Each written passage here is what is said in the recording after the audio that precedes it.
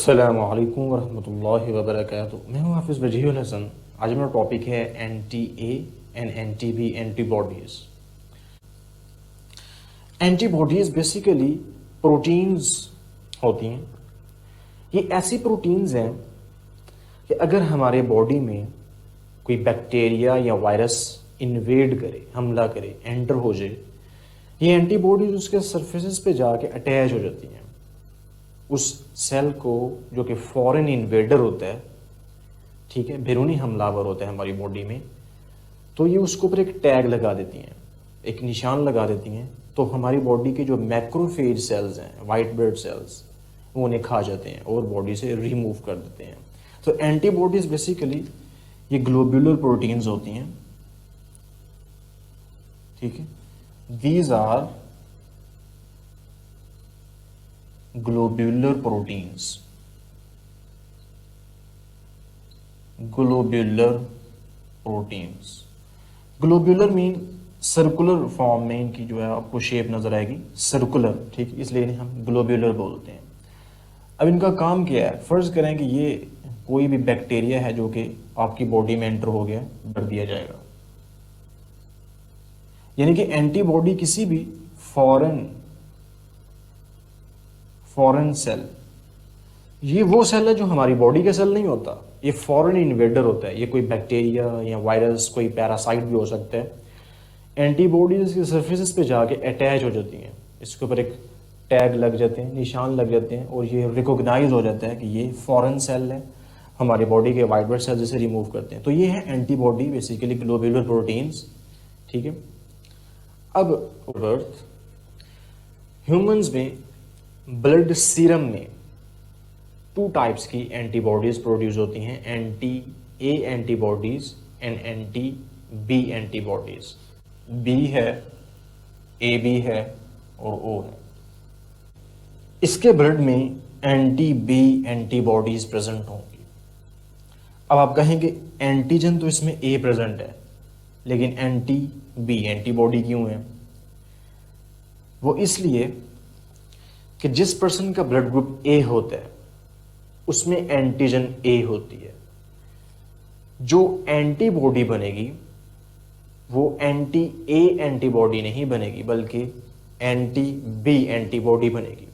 अगर यहां पे एंटी ए एंटीबॉडी बनेगी तो ये जो एंटीबॉडी है इस पर्सन के रेड ब्लड सेल्स को डिस्ट्रॉय करना शुरू कर देगी। वो ये समझेगी कि ये जो रेड ब्लड सेल है ये कोई फॉरेन इन्वेडर है, क्योंकि एंटीबॉडी का काम ही सेल्स को रिमूव करना होता है बॉडी से, जो फॉरेन सेल्स होते हैं। तो यहाँ पे एंटी बी एंटीबॉडी बनेगी, यानी कि ये वो एंटीबॉडी है जो कि एक ऐसे रेड ब्लड सेल को जाके उसके सरफेस पे अटैच होगी जो कि बी एंटीजन रखता होगा। ऐसा रेड ब्लड सेल जिसकी सरफेस पे एंटीजन ए प्रेजेंट होगी, ये उसकी सरफेस पे जाके अटैच नहीं होगी। तो अगर कोई पर्सन जिसका ब्लड ग्रुप ए है उसमें एंटी बी एंटीबॉडी प्रेजेंट होगी। इसी तरह से जिसका ब्लड ग्रुप बी होगा उसमें एंटी ए एंटीबॉडी प्रेजेंट होगी। एंटीबॉडी, ये जो एंटी ए एंटीबॉडी है ये ऐसे रेड ब्लड सेल को डिस्ट्रॉय करेगी जिसकी सरफेस पे एंटीजन ए प्रेजेंट होगी। यहां पे एंटी बी एंटीबॉडी नहीं बन सकती।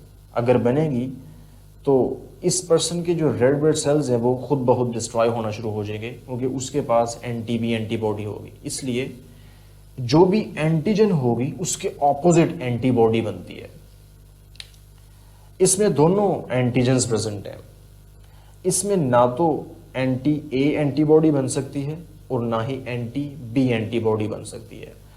अगर ए और बी में से कोई भी एंटीबॉडी बन गई तो ये इस पर्सन के जो रेड ब्लड सेल्स हैं वो डिस्ट्रॉय होना शुरू हो जाएंगे, क्योंकि एंटी ए एंटीबॉडी प्रेजेंट होने की वजह से रेड ब्लड सेल्स की सरफेस पे एंटीजन ए प्रेजेंट है, तो इन रेड ब्लड सेल्स को डिस्ट्रॉय कर दिया जाएगा।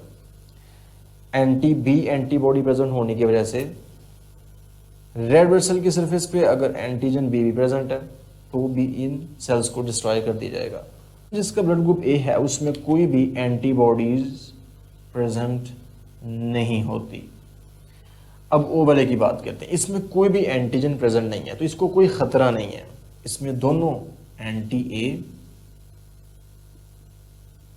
And anti B antibodies present होती हैं। एंटी बी एंटीबॉडीज प्रेजेंट होंगी क्योंकि इसके पास एंटी ए एंटीबॉडी है, लेकिन इसके ब्लड में कोई एंटीजन ए प्रेजेंट ही नहीं है तो इसको कोई खतरा नहीं है। एंटी बी एंटीबॉडी प्रेजेंट है, इसके ब्लड में कोई एंटीजन बी भी प्रेजेंट नहीं है तो इसको कोई खतरा नहीं है कि इसके सेल्स डिस्ट्रॉय ना हो जाएं। तो आपने याद रखना है कि जो एंटीबॉडीज होती हैं ये एंटीजन के ऑपोजिट बनेगी, यानी कि अगर किसी पर्सन में एंटीजन ए है तो उसमें एंटी ए एंटीबॉडी नहीं बनेगी बल्कि एंटी बी एंटीबॉडी बनेगी। अगर किसी पर्सन का ब्लड ग्रुप बी है तो उसमें एंटी बी एंटीबॉडी नहीं बल्कि ए एंटीबॉडी बनेगी। And anti B antibodies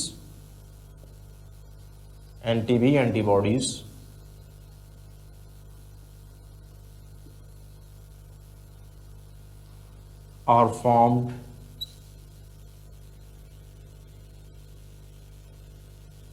just after birth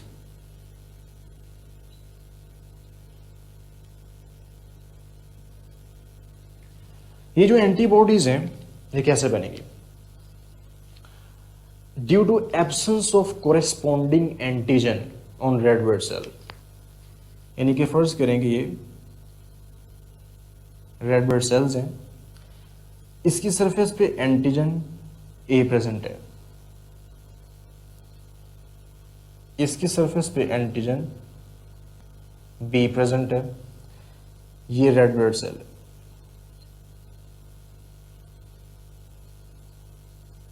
एक ऐसा पर्सन जिसके रेड ब्लड सेल की सरफेस पे एंटीजन ए है, उसके ब्लड में जो एंटी बॉडी बनेगी वो ये एंटीजन ए है, एंटी बी एंटीबॉडी बनेगी। तो इनकी डेफिनेशन है anti B antibodies and anti A antibodies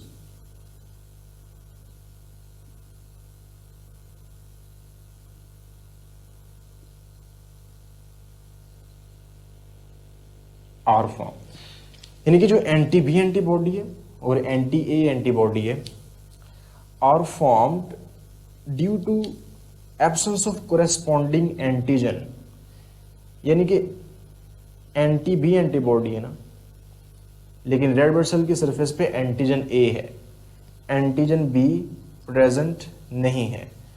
ये एंटी ए एंटीबॉडी है, रेड ब्लड सेल की सरफेस पे एंटीजन बी है, एंटीजन ए प्रेजेंट नहीं है।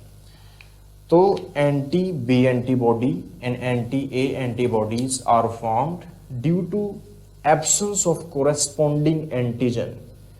जो कोरेस्पॉन्डिंग एंटीजन्स है, जो इनकी ऑपोजिट एंटीजन्स हैं, उनकी एब्सेंस की वजह से ये बनती हैं red blood cells.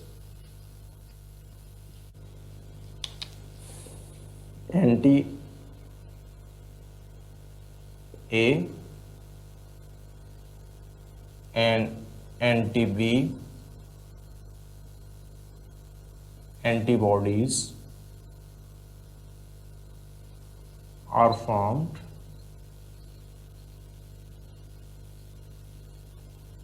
due to absence of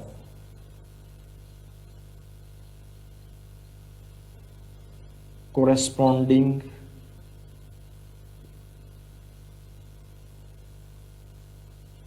antigens